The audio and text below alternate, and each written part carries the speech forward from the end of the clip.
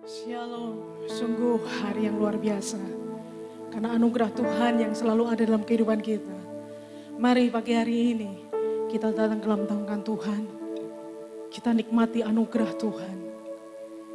Oleh karena kemurahan-Mu Tuhan, kami ada hari ini. Oleh karena kemurahan-Mu Tuhan, kami bisa menikmati anugerah yang luar biasa. Terima kasih Yesus. Kemurahan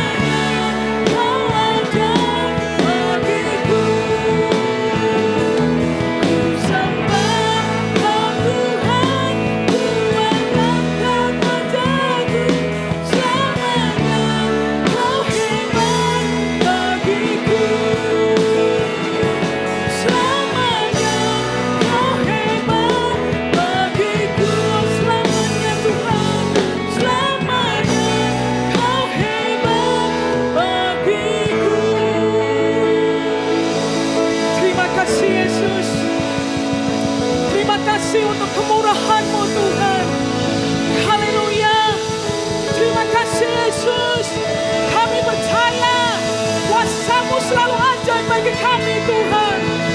Haleluya. Haleluya. Dialah hormat, pujian, kemuliaan bagi nama-Mu Tuhan. Amin. Haleluya. Hari ini adalah harinya Tuhan. Setiap hari itu selalu indah. Karena Yesus yang sudah ciptakan. Tidak ada hari yang sial. Semua itu hari adalah baik. Terima kasih Tuhan. Mari kita datang ke bait-Nya dengan penuh syukur dan penuh sukacita. Sebab Yesus ada bersama dengan kita.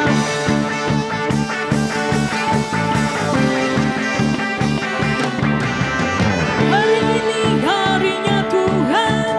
Mari kita bersukaria. Hari ini harinya Tuhan. Mari kita bersukaria. Bersuka di dalam Tuhan. Bersuka di dalam Tuhan. Bersuka di dalam Tuhan. Bersuka di dalam Tuhan. Rayakan kehadiran Tuhan. Sebab Dia yang layak dipuji. Rayakan kehadiran Tuhan. Sebab Dia yang layak dipuji. Bersuka di dalam Tuhan. Mari kita bersuka di dalam Tuhan. Bersuka, bersuka di dalam Tuhan. Bersuka di dalam Tuhan. Hari ini harinya Tuhan. Mari kita bersukaria. Hari ini harinya Tuhan. Mari kita bersukaria. Bersuka di dalam Tuhan. Bersuka di dalam. Bersuka, bersuka di dalam Tuhan. Bersuka di dalam Tuhan. Sekali lagi katakan bersuka di dalam Tuhan. Bersuka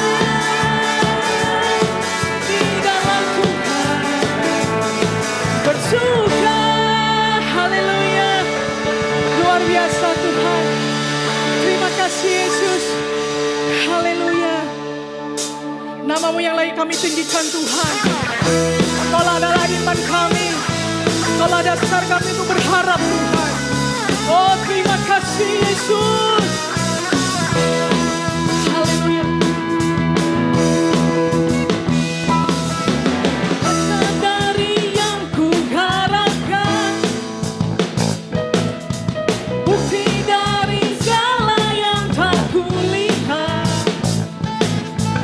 iman berikanku kekuatan untuk melakukan perkara yang hebat.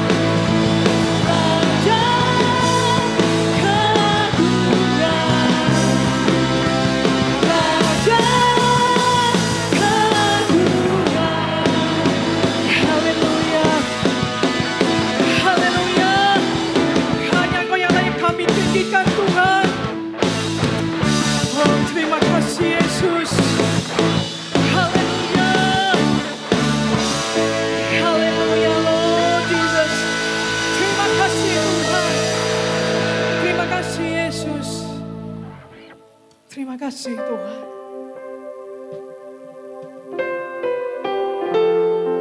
Kami percaya Tuhan, janji-Mu ajaib di dalam kehidupan kami. Kami melihat kuasa. Terima kasih Tuhan. Haleluya. Sungguh besar setiap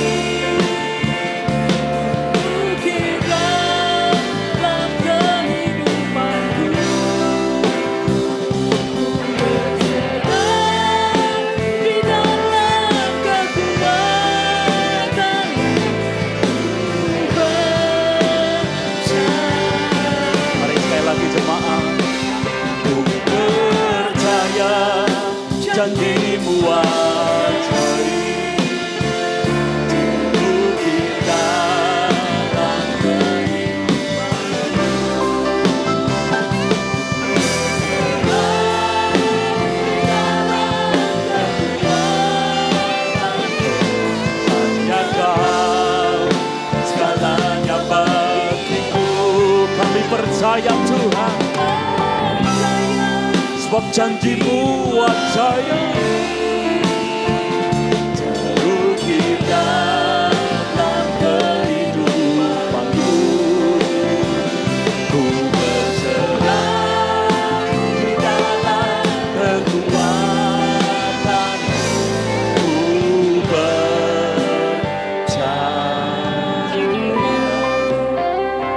Kami berserah di dalam kekuatan Tuhan.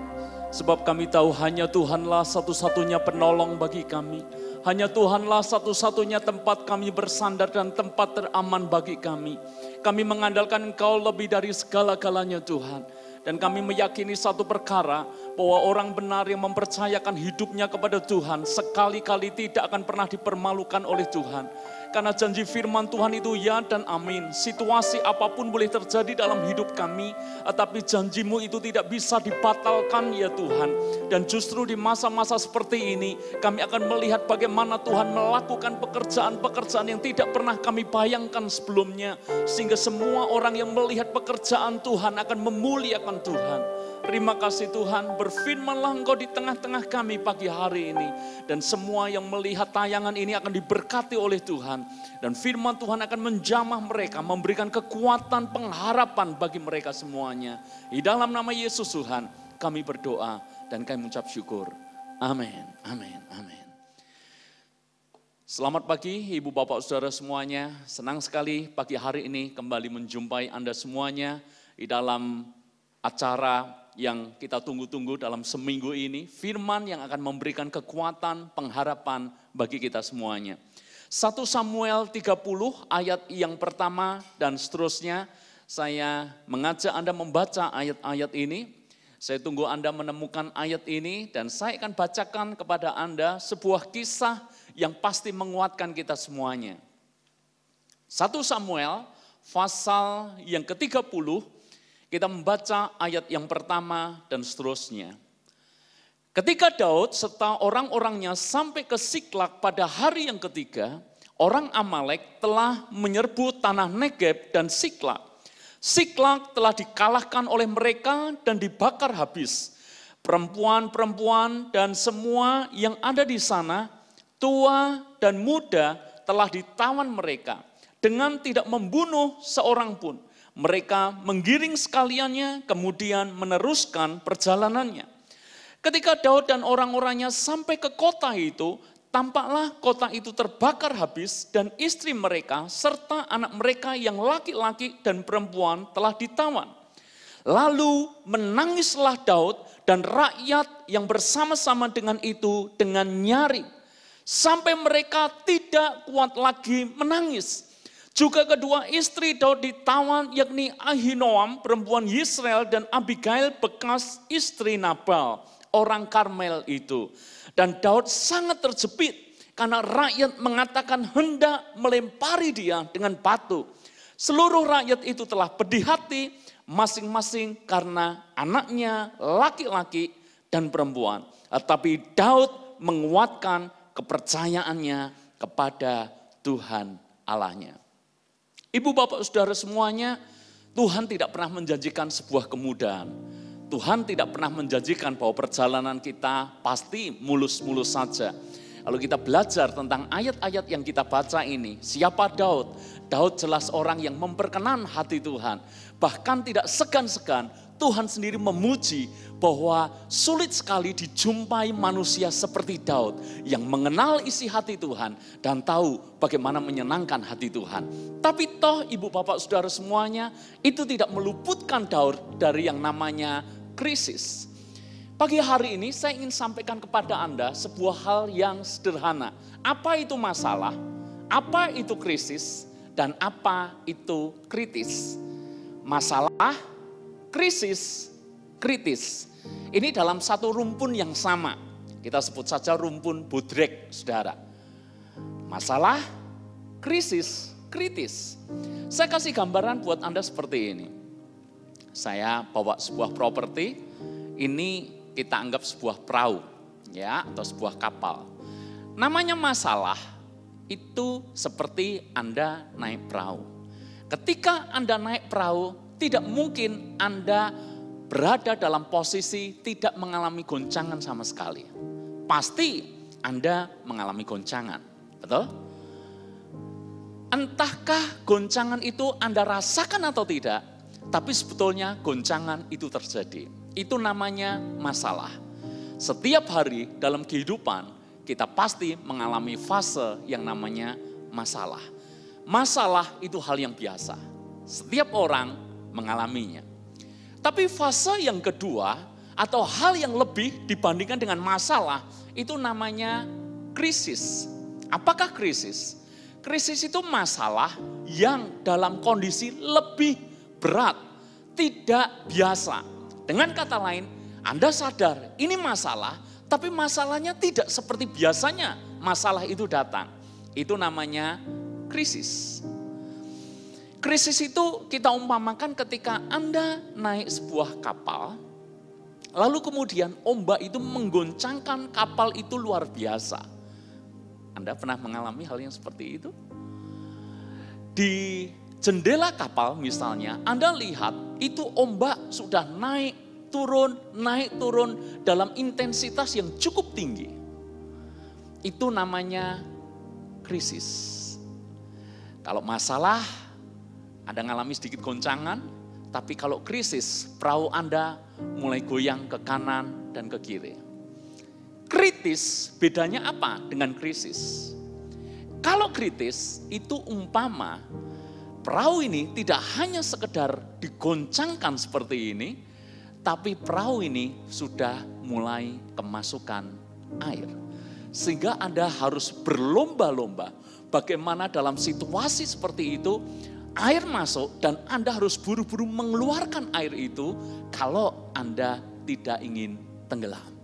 Jadi situasinya tidak hanya sekedar masalah besar, situasinya tidak hanya sekedar ancaman yang tidak biasa, tapi situasinya sudah dalam tahap ini waktu detik-detik yang sangat menentukan.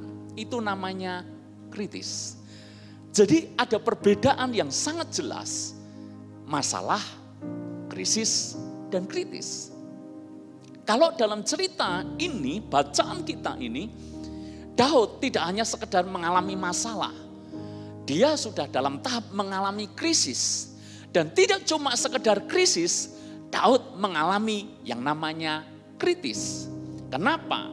Ketika Daud dan tentaranya pulang ke kotanya di Siklag waktu itu, dia lihat kotanya terbakar. Dan istrinya, anaknya, semua rakyatnya, tua, muda, laki-laki, perempuan, semuanya ditawan oleh musuh, oleh bangsa Amalek. Dan itu kritis. Kenapa kritis? Karena Daud harus berpacu dengan waktu. Daud tidak hanya sekedar bisa berdiam, lalu kemudian dia membiarkan itu saja terjadi. Tidak bisa. Karena semakin lama dia tunda untuk ambil keputusan, maka istrinya, anaknya, rakyatnya akan semakin jauh dari dia dan akan semakin sulit. Itu poin kritis di dalam kehidupan Daud. Saya tahu kalau sudah dalam kritis itu tidak gampang.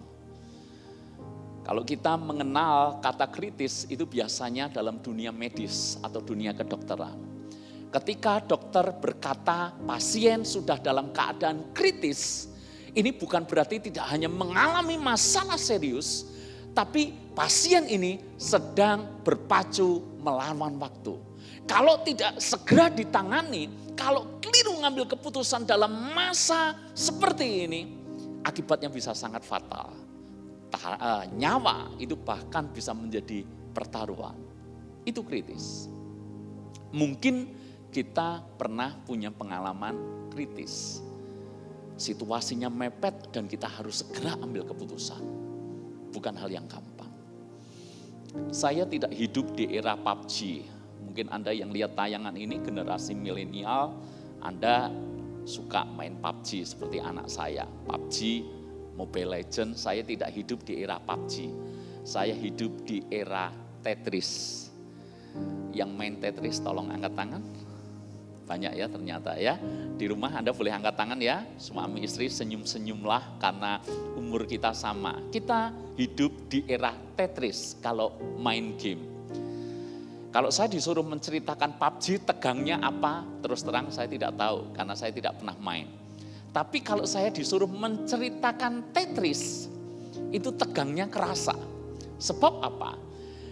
Tetris, masih ingat ya tentunya ya Tetris ya. Anak-anak milenial kalau Anda tidak tahu Tetris, coba nanti googling ya. Jangan-jangan saya cerita seperti ini Anda tidak paham gitu ya. Tetris itu menyusun balok, supaya balok yang disusun itu rata dan kemudian semakin kita cepat menyusun dalam posisi rata, maka semakin lama bertahanlah kita dalam permainan itu. Kalau kita sampai keliru menempatkan, maka waktu itu akan bisa membunuh kita yang sedang bermain itu. Sehingga dalam permainan Tetris kita semakin dibawa naik dan semakin pendek waktunya. Dan kalau sudah naik paling atas, mepet sekali, maka game over, selesailah kita. Ketika kita main Tetris awal-awal, itu relatif lebih mudah. Kenapa relatif lebih mudah? Karena ternyata permainan ini sangat ditentukan oleh kondisi psikologi kita ketika kita memainkannya. Mulai di pertengahan, misalnya kita keliru menyusun balok itu, di pertengahan kita mulai deg-degan.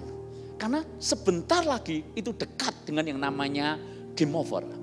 Dan semakin naik atau semakin dekat dengan game over itu, biasanya semakin paniklah kita. Dan kita menyusunnya pun semakin kacau. Sehingga kalau sudah di dekat area game over, cepat banget matinya. Kenapa? Kritis, berpacu dengan yang namanya waktu. Dalam hidup, kita seringkali diperhadapkan tidak hanya krisis, tapi kritis. Artinya kita harus mengambil keputusan dengan segera. Dan kita harus mengambil keputusan yang benar. Sekali kita mengambil keputusan yang keliru, akibatnya bisa sangat fatal. Ayat yang kita baca, saya berikan endingnya dulu. Endingnya seperti ini. Mari kita loncat di ayat yang ke-17.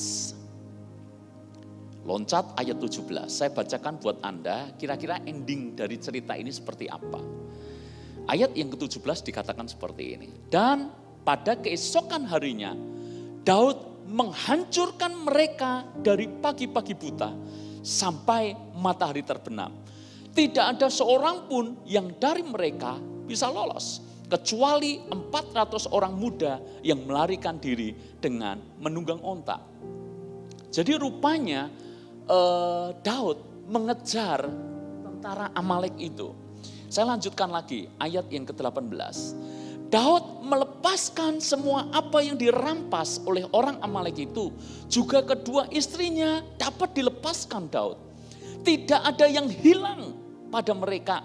Dari hal yang kecil sampai hal yang besar. Sampai anak laki-laki dan anak perempuan. Dan dari jaran sampai segala sesuatu yang telah dirampas mereka.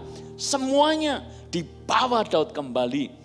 Daud mengambil segala kambing domba dan lembu. Semuanya itu digiring mereka di hadapannya. Serta berkata, inilah jaran Daud. Bagian yang pertama kita mengerti bahwa Daud mengalami situasi kritis. Kotanya dibakar, anak istrinya ditawan, rakyatnya ditawan. Tidak cuma itu, ayat firman Tuhan berkata bahwa Daud dan tentaranya bahkan sampai tidak kuat menangis lagi. Itu artinya dalam kondisi yang sangat mendesak, dalam kondisi yang sangat tertekan, dalam kondisi yang sangat kritis. Bayangkan, menangis saja sudah tidak bisa lagi. Masalah berikutnya adalah prajurit Daud, tentaranya Daud itu beberapa sudah mengambil sebuah inisiatif mengajak yang lain untuk melempari Daud dengan batu. Masalah besar bagi seorang pemimpin adalah ketika pemimpin kehilangan kepercayaan dari orang-orang yang dipimpinnya. Dan di titik itu Daud mengalami orang-orangnya tidak percaya kepada dia. Itu sebabnya kenapa saya mengatakan Daud dalam situasi kritis. Tetapi ketika kita loncat ayat 17, Alkitab menulis Daud berhasil mengejar dan tidak cuma mengejar, mereka bisa menyerang ganti kembali itu orang Amalek, membunuh mereka semuanya. Dan yang menarik adalah bagaimana Alkitab mencatat dengan detail. Tidak ada yang hilang satupun dari Daud. Hal yang kecil sampai hal yang besar. Dari keluarganya, rakyatnya, orang-orang yang dicintainya. Bahkan semua harta milik Daud tidak ada yang hilang. Sebagai gantinya mereka pulang dari tempat itu justru membawa jarahan yang banyak. Sehingga firman Tuhan menulis disebut jarahan Daud. Sebuah titik balik terjadi dalam kisah ini. Dari kritis akhirnya mengalami berkat yang luar biasa. Kuncinya apa? Kuncinya adalah respon Daud yang benar pada saat masa kritis itu. Seandainya Daud berespon keliru, mungkin ceritanya bisa berbeda. Tetapi karena Daud berespon benar, dia mengambil keputusan dengan benar, maka hasilnya pun luar biasa. Ya, kita pada pagi hari ini ada 3 hal yang kita akan belajar bagaimana berespon benar di masa kritis. Ayat yang ke-6b, ini hal yang pertama. Ayat yang ke-6b dikatakan seperti ini. Tetapi Daud menguatkan kepercayaannya kepada Tuhan Allahnya. Hal yang pertama, kalau Anda diizinkan tidak hanya mengalami krisis, tetapi mengalami kritis, maka belajar dari Daud. Kuatkan iman kepercayaan kita kepada Tuhan. Situasi seperti sekarang, saya mendengar ada begitu banyak goncangan terjadi. Orang percaya digoncang, kita semuanya digoncang. Tapi selama kita bisa berespon benar, maka goncangan itu tidak akan menghancurkan kita. Goncangan justru akan meneguhkan kita semuanya. Rahasia pertama, kuatkan iman kepercayaan kita kepada Tuhan. Sekalipun Daud adalah seorang pejuang yang bahkan tidak pernah kalah dalam berperang. Anda boleh baca kisah Daud dari awal hingga akhir. Sulit sekali menemukan kapan Daud kalah perang. Ketika perang melawan Goliat, secara ukuran kalah semuanya. Tapi Daud memenangkan pertempuran itu. Setelah itu Daud diangkat oleh Saul mengepali sejumlah pasukan. Dan firman Tuhan berkata, kemanapun Daud perang, Daud selalu menang. Ayat-ayat selanjutnya, pasal-pasal selanjutnya, kita melihat bagaimana Daud adalah orang yang hampir selalu menang dalam perperangan, dalam sebuah pertempuran. Tapi yang menarik adalah ketika dalam situasi kritis, Daud tidak pernah mengandalkan kekuatannya. Daud tidak pernah mengandalkan pengalamannya. Daud tidak pernah mengandalkan kebisaannya. Tapi ini yang Daud lakukan, menguatkan iman, kepercayaan kepada Tuhan. Saya ingin mengatakan kepada Anda bahwa di dalam situasi sulit, yang membedakan kita dengan orang yang tidak percaya kepada Tuhan adalah respon kita. Jangan keliru berespon. Jangan berkata saya bisa. Jangan berkata saya masih punya modal. Jangan berkata saya punya koneksi. Jangan berkata saya masih punya kebisaan. Ada waktunya kita akan menjadi seperti murid-murid seorang nelayan yang mesti harus minta tolong kepada tukang kayu ketika perahu mereka digoncangkan angin badai yang luar biasa. Bahkan seorang nelayan yang sudah dari sejak kecil hidup di laut tidak bisa buat apa-apa. Sehingga nelayan ini harus minta tolong kepada tukang kayu. Tuhan Yesus, Sang Guru Agung. Saya mengatakan kepada Anda, situasi kritis boleh terjadi dalam hidup kita. Tapi respon yang benar adalah ketika kita menguatkan iman kepercayaan kita kepada Tuhan. Yang kedua, Ibu Bapak Saudara, apa yang kita bisa belajar dari kisah Daud ini? Yang kedua, kuncinya di ayat yang ke-8. Saya bacakan buat Anda. Kemudian bertanyalah Daud kepada Tuhan. Katanya, haruskah aku mengejar gerombolan itu? Akan dapatkah mereka kususul? Saudara-saudara, Daud ini ketika mau mengambil keputusan apapun selalu tanya Tuhan. Dan dia tanya kepada Tuhan, haruskah aku kejar? Akan dapatkah mereka aku susul? Daud tanya kepada Tuhan, saudara. Saya ada satu cerita tentang Daud yang tercatat dalam 2 Samuel 5 ayat 17. Cerita ini sangat menarik soal bagaimana Daud bertanya kepada Tuhan. Saya ingin mengajak Anda membacanya. 2 Samuel 5 ayat yang ke-17. Ini dalam cerita yang beda. Dihadapkan dengan peperangan dengan musuh yang berbeda. Tapi kita lihat bagaimana respon Daud. Dia selalu sama. Tanya kepada Tuhan. Ayat yang ke-17. Ketika didengar orang Filistin bahwa Daud telah diurapi menjadi raja atas Israel, maka majulah semua orang Filistin untuk menangkap Daud. Tetapi Daud mendengar hal itu, lalu ia pergi ke kubu pertahanan. Ketika orang Filistin itu datang dan memencar di lembah Refaim, bertanyalah Daud kepada Tuhan, apakah aku harus maju melawan orang Filistin itu? Akan kau serahkankah mereka ke dalam tanganku? Tuhan menjawab Daud, majulah sebab aku pasti akan menyerahkan orang Filistin itu ke dalam tanganmu. Lalu datanglah Daud di Baal Perasim dan memukul mereka kalah di sana. Berkatalah ia, Tuhan telah menerobos musuhku di depanku seperti air menerobos. Sebab itu orang menamakan tempat itu Baal Perasim. Perhatikan, orang Filistin itu meninggalkan berhalanya di sana, lalu Daud dan orang-orang mengangkatnya ketika orang Filistin maju sekali lagi dan memencar di lembah Refaim, lembah yang sama. Maka bertanyalah Daud kepada Tuhan dan ia menjawab, janganlah maju, tetapi buatlah gerakan lingkaran sampai ke belakang mereka, sehingga engkau dapat menyerang mereka dari jurusan pohon-pohon kertau. Dan bila engkau mendengar bunyi derap langkah di puncak pohon-pohon kertau itu, maka haruslah engkau bertindak cepat. Sebab pada waktu itu Tuhan telah keluar berperang di depanmu untuk memukul kalah tentara orang Filistin. Dan Daud berbuat demikian seperti yang diperintahkan Tuhan kepadanya. Maka ia memukul kalah orang Filistin mulai dari Geba sampai dekat Geser. Saudara-saudara, Daud ini selalu punya kebiasaan mengambil keputusan dengan tanya Tuhan.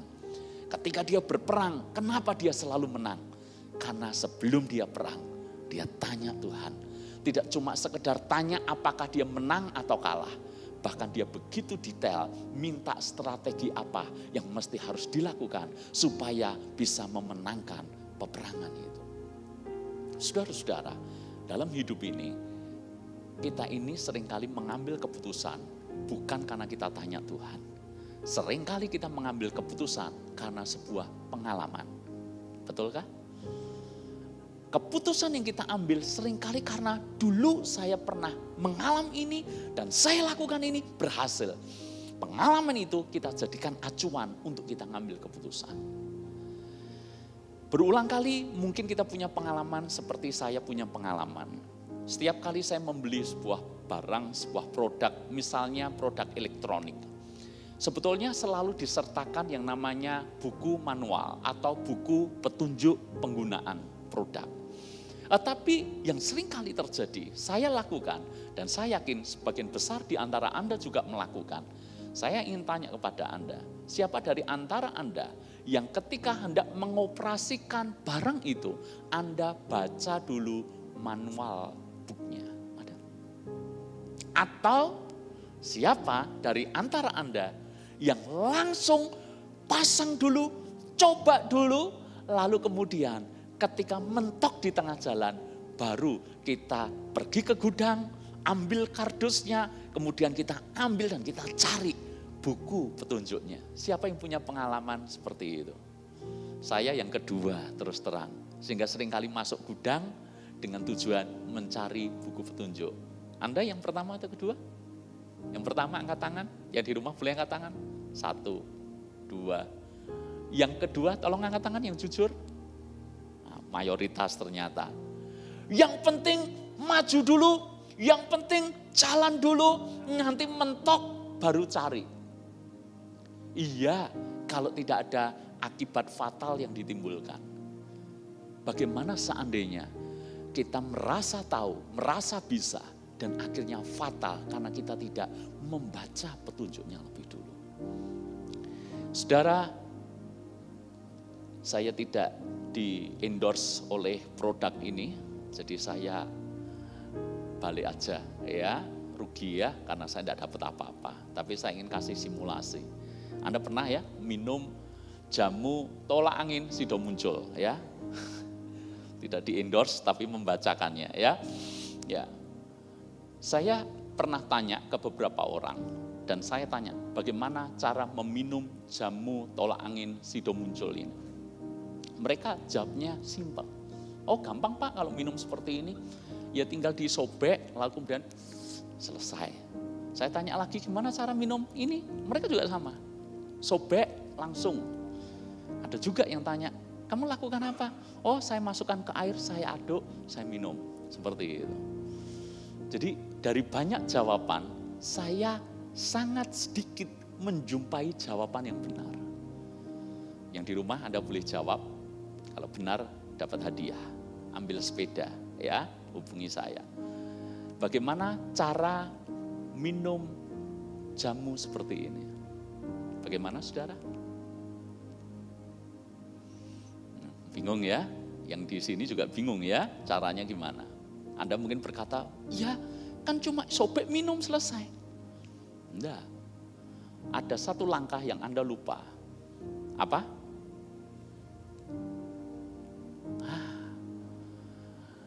Kocok dulu baru disobek dan diminum. Tidak semua orang melakukan. Saya dulu ya, sekarang saya tidak pernah minum ini. Itu sebabnya saya tidak di-endorse. Dulu saya hampir sering minum yang seperti ini. Dan saya tidak melakukan dengan cara dikocok lebih dulu. Jadi saya sobek lalu kemudian saya minum begitu saja. Padahal di sini tertera dengan jelas. Saya bacakan untuk Anda.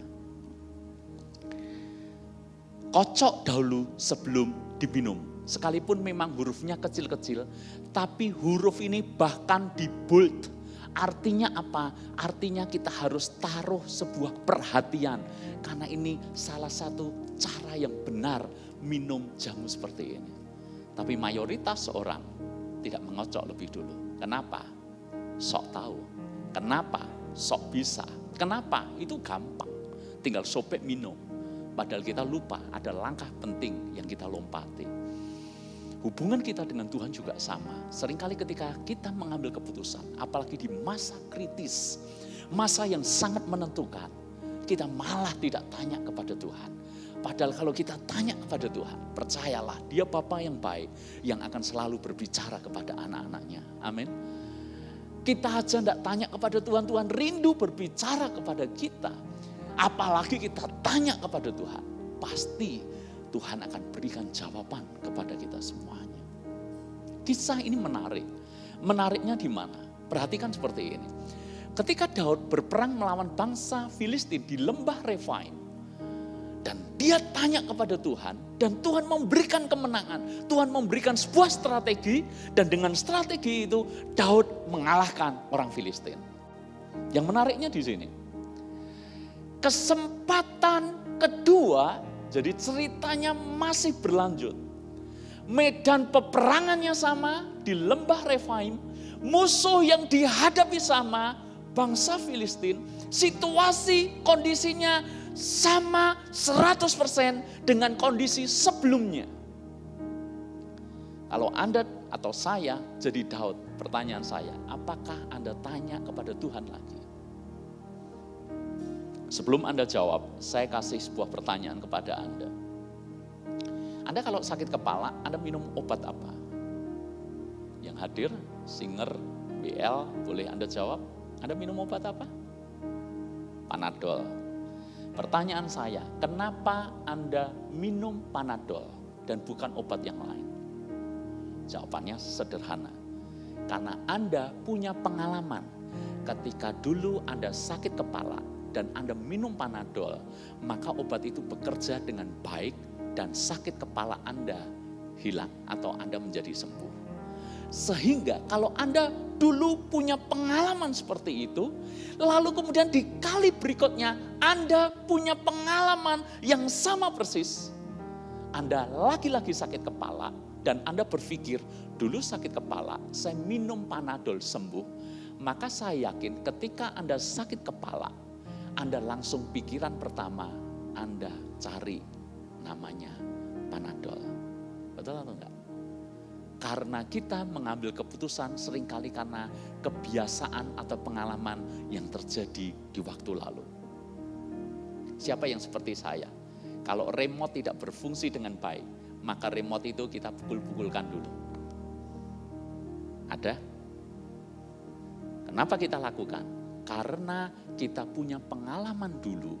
Dulu remote tidak berfungsi dengan maksimal, tidak bisa jalan dengan bagus. Kita pukul-pukulkan dan bisa. Anda yang generasi tua mungkin siapa kalau TV Anda ngadat, Anda gebrok-gebrok TV-nya. Anda lakukan itu, kenapa? Karena Anda punya pengalaman. Dulu TV-nya ngadat dan Anda gebrok-gebrok dan ternyata bisa jalan lagi. Maka itu jadi acuan buat Anda. Kalau situasinya, masalahnya sama persis, tentu caranya sama persis. Sehingga kalau Anda dan saya jadi Daud pada waktu itu, tentu kali kedua kita tidak akan tanya kepada Tuhan. Kalau kali pertama tanya kepada Tuhan, masuk akal. Kenapa? Karena belum tahu situasinya. Lembah Refaim kayak apa, Filistin saat itu seperti apa, mungkin tidak ngerti. Tanya kepada Tuhan. Setelah menang, dihadapkan musuh yang sama, medan peperangan yang sama, situasi kondisi yang sama. Tanya Tuhan enggak? Kalau saya mungkin tidak, karena saya berkata, toh saya pernah punya pengalaman yang seperti ini. Tapi itu kekeliruan besar, karena Daud ketika dihadapkan seperti itu, tanya Tuhan lagi. Dan yang menarik adalah strategi yang Tuhan kasih kepada Daud itu beda 100% dengan strategi yang pertama. Sehingga dengan strategi yang kedua, Daud diberikan kemenangan oleh Tuhan. Saudara-saudara, hal kedua yang kita belajar pada hari ini. Dalam situasi krisis, dalam situasi kritis bahkan, tanya kepada Tuhan. Jangan andalkan hikmat kita sendiri. Yang ketiga, yang terakhir saya akan selesai di ayat ini. Kunci rahasia Daud kenapa bisa melewati masa kritis dengan baik. Ayat yang ke-8. Dan ia berfirman kepadanya, ia artinya Tuhan, kejarlah sebab sesungguhnya engkau dapat menyusul mereka dan melepaskan para tawanan. Saudara-saudara, ini sebuah janji kemenangan bagi Daud. Ketika Daud tanya kepada Tuhan, maka Tuhan berkata, kejar, aku sudah memberikan kemenangan. Saya tanya kepada Anda, kalau Anda dalam situasi kritis, Anda tanya kepada Tuhan, dan Tuhan berkata, engkau pasti menang. Engkau pasti bisa melewati ini dengan kemenangan. Logikanya kita takut enggak? Kalau ada janji pasti, engkau mesti menang. Kejar, menang. Saya tanya Anda yang di rumah, Anda boleh jawab, takut enggak kita? Kalau kita takut, sebetulnya kalau dinalar, itu hal yang cukup aneh. Karena kita sudah tahu endingnya adalah menang, endingnya kita bisa melewati semuanya itu, tapi kita takut dalam proses menjalaninya. Saya kasih cerita sederhana seperti ini kepada Anda. Semuanya saya pikirkan supaya mudah ditangkap itu seperti apa gitu ya. Saya memikirkannya dengan pengalaman saya. Jadi gini, saya termasuk orang yang sangat suka kalau di tontonan olahraga yang saya selalu ikuti itu adalah tayangan MotoGP. Cuma sayang ya, ini absen berapa minggu gitu. Tapi tidak apa-apa ya, badai pasti berlalu. Kita pasti bisa nonton MotoGP lagi.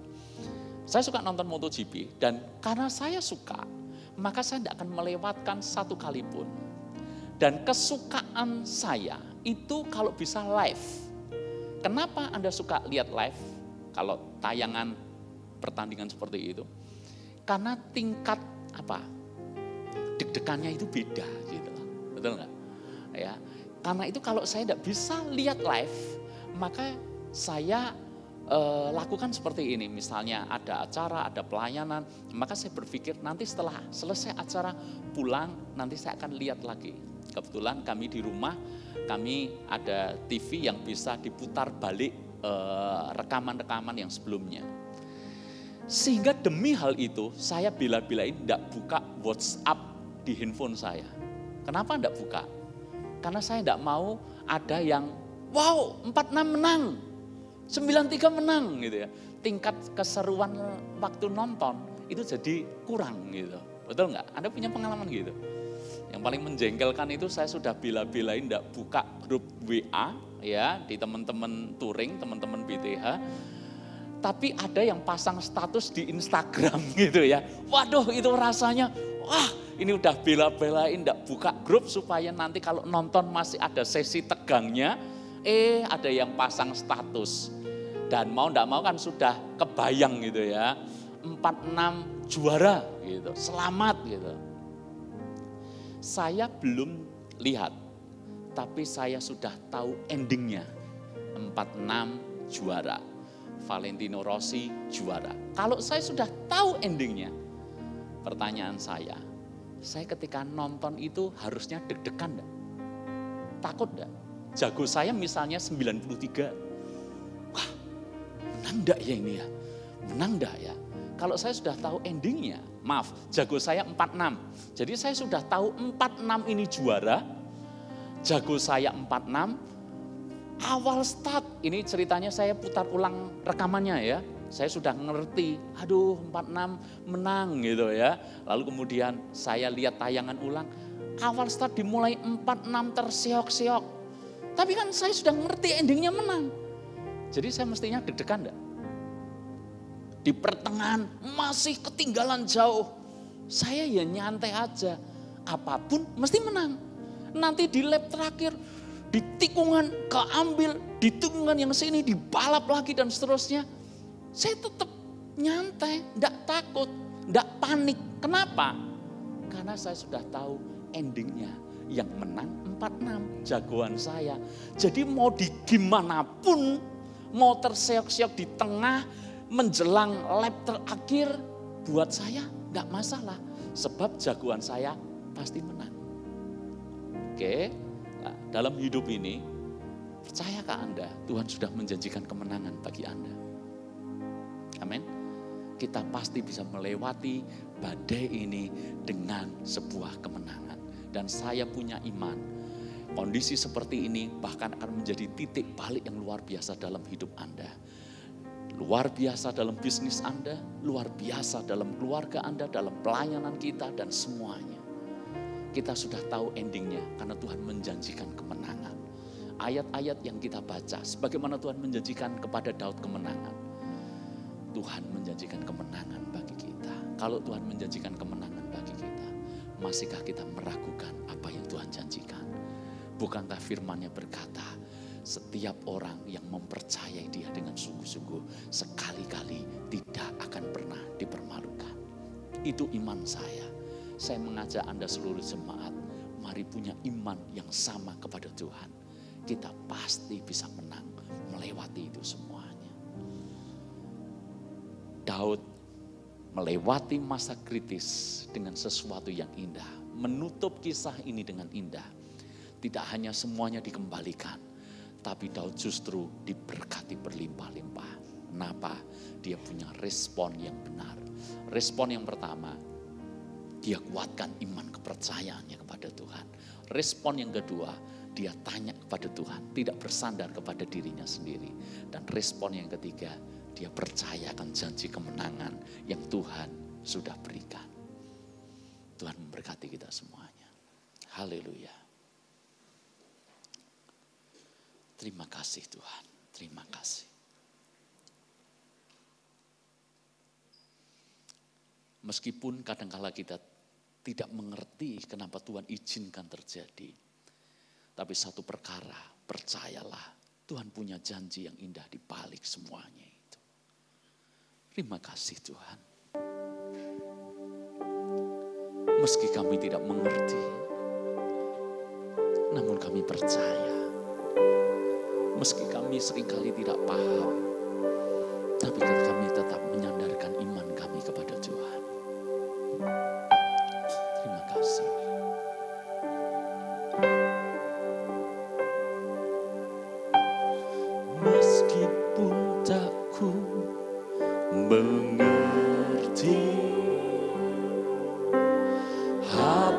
yang ku alami,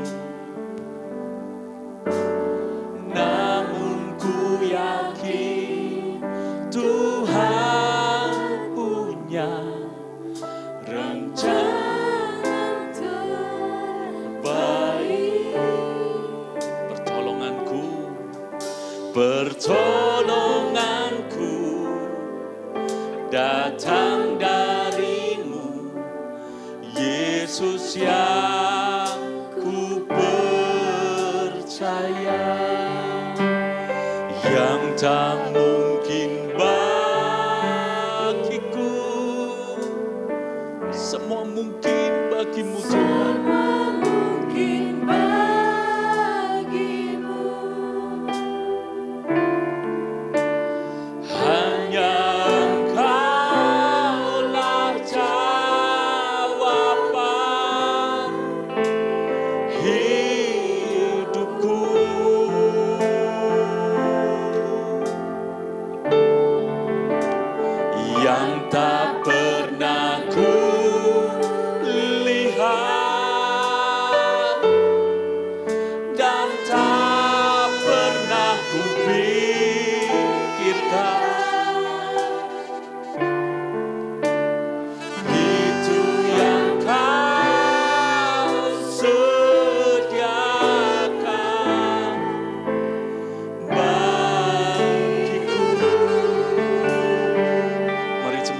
Suaramu, taruh imanmu kepada Tuhan. Meskipun tak ku mengerti apa yang ku alami, namun ku yakin Tuhan punya rencana. Pertolongan kami datang daripadamu Tuhan. Oh, haleluya. Yesus, Engkau kami percaya. Yang tak mungkin bagimu, semua mungkin bagimu. Haleluya.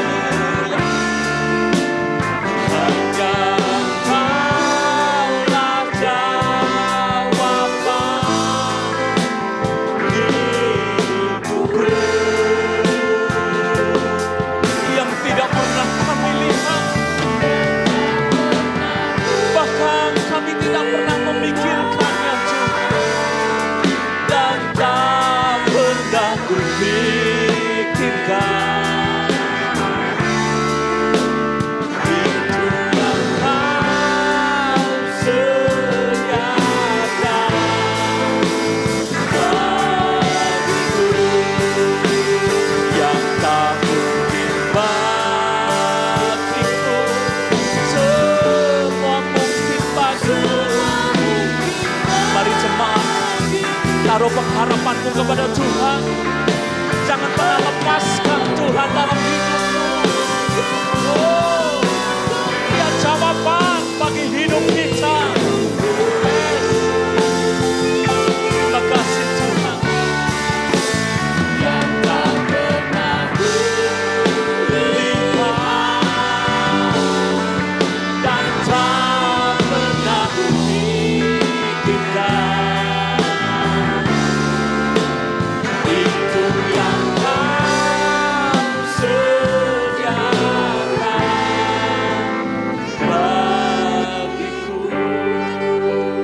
Dimanapun kau berada, hari ini kalau engkau sedang mengalami masa krisis, bahkan masa kritis, taruh pengharapanmu kepada Tuhan. Pautkan hatimu kepada Tuhan. Angkat tanganmu dan saya akan berdoa buat saudara. Kami berdoa di dalam nama Yesus. Setiap kami yang diizinkan Tuhan mengalami masa-masa terberat dalam hidup kami, masa-masa sulit dalam hidup kami. Sebagaimana Daud mengalami masa kritis dalam hidupnya. Hari ini hamba berdoa untuk seluruh jemaat dimanapun mereka berada. Dan setiap orang yang mengakses video ini Tuhan. Pengurapan Tuhan Kau nyatakan bagi mereka. Dan Tuhan akan menyatakan jawaban bagi mereka. Ketika kami semuanya bersandar kepada Tuhan, tidak mengandalkan kekuatan kami sendiri. Ketika kami menaruh harap kami kepada Tuhan dan bertanya kepada Tuhan apa yang harus kami buat dan kami putuskan. Dan ketika kami mempercayai Tuhan lebih dari segala-galanya, janji kemenangan Tuhan itu ya dan amin bagi kami. Maka kami semuanya justru akan melihat kuasa Tuhan dinyatakan di tengah-tengah kami. Sebab satu kali pun Kau tidak pernah mengecewakan orang-orang yang berharap sungguh kepada Tuhan. Dan biar kami semuanya punya pengalaman iman bersama dengan Tuhan. Bahwa Allah yang kami sembah di dalam Kristus Yesus adalah Allah yang ajaib. Kami tidak hanya mau mendengar dari khotbah orang, tapi kami mengalami pengalaman bersama dengan Tuhan. Bahwa Tuhan yang kami sembah sungguh hidup di dalam hidup kami.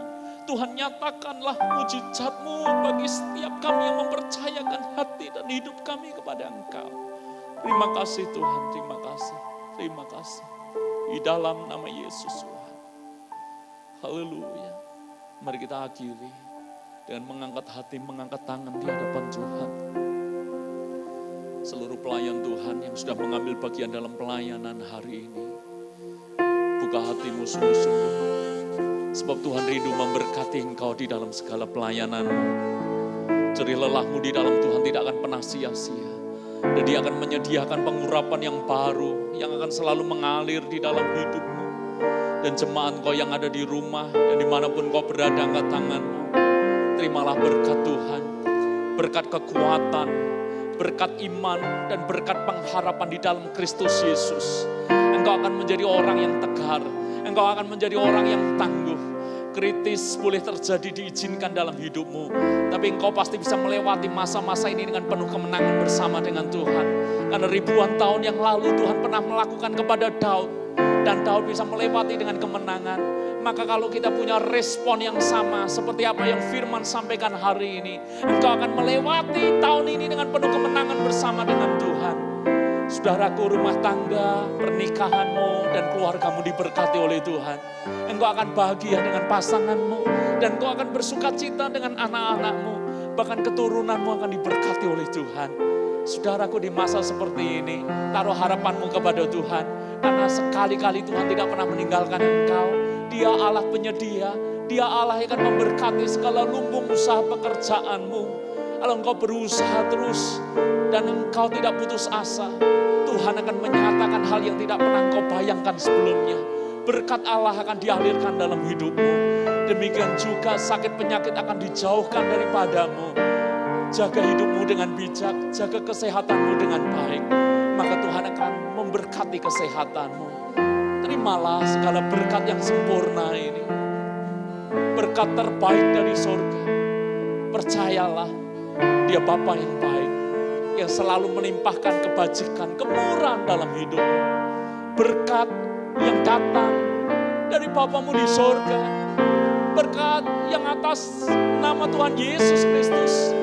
Dan berkat penyertaan Roh Kudus. Mulai pagi ini sampai selama-lamanya. Haleluya. Haleluya.